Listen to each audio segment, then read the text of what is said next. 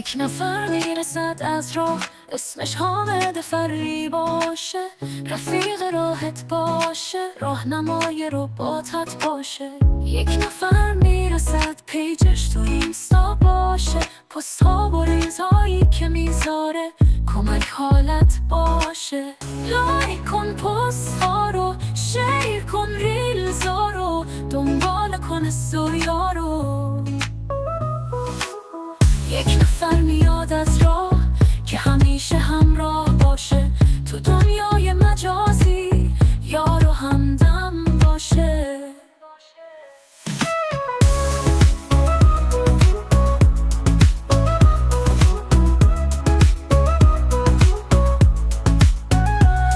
ای وای وای وقتی که حامد فریان میشه، دنیا پر از رنگ میشه، همه چیزی قشنگ میشه.